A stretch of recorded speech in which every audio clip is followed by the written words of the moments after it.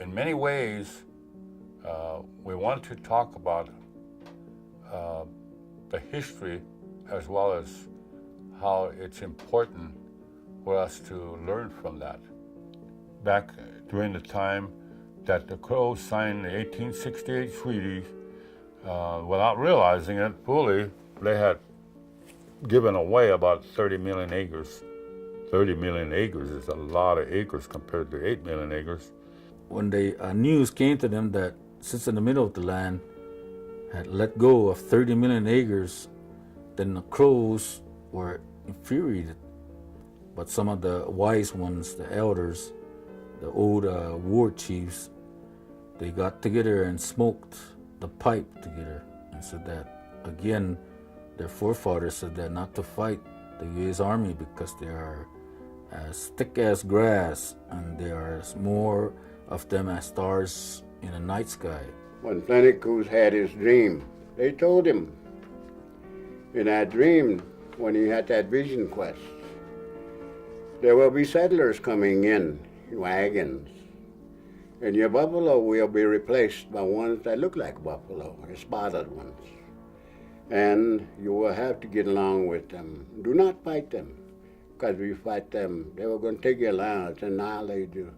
So Plentycoos listened, told his people not to fight, to be at peace with them, which they did.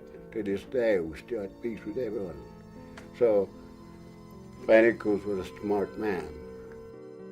We were no longer nomadic. Our people had to live in one place. They were told to start farming and to begin to move in a different direction, pursuit of lifestyle, which was foreign to them. They gave the Indian women sacks of flour, but they gave them a demonstration on making bread and like biscuits. She said, "We don't have any use for this flour. Go take it out in the hills and throw it out, but make sure you bring me back that flour sack." And so he took that, and all the other moms did that too. And these kids went out in the hills and they got the whole hillside full of flour. So then he brought his sack back to his mother, and she washed it out and said, "I need this material. I'm going to make the binding on the elk tooth dresses." Moving on into the 1880s, then you had the Indian Allotment Act and all that came to bear, and that further reduced our lands and holdings.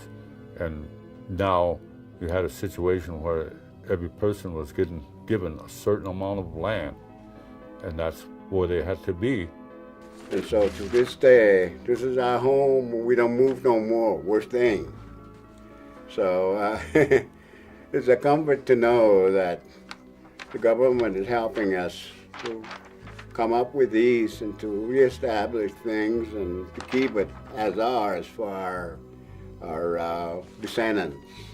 My little grandsons are out there. They're playing. They don't even know, but as they grow up, they will begin to read and find out how our people were.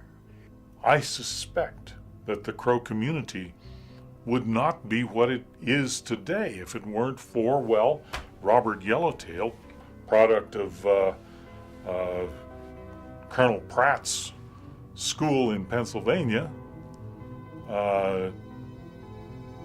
His rising to the defense of the Crow land base in 1917, when the Congress was about to declare much of the Crow Reservation surplus, and therefore to be removed. Like Plentycoos said, education is your most powerful weapon. With education, you're the white man's eagle. Without it, you are a victim.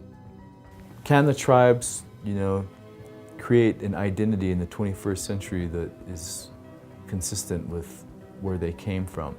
Or do they have to adopt the mainstream values and, do everything the same way that the white people did, ranch, cattle, and all that? I think that's going to be a key question. We have to get beyond our fascination and obsession, in fact, with intergenerational trauma.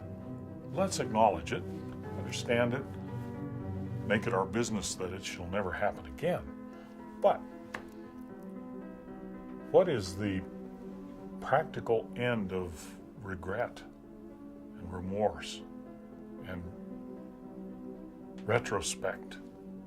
It gets us nowhere. So I propose that we be like my grandparents were and make the best we can make of it all and move our families and our community ahead and forward.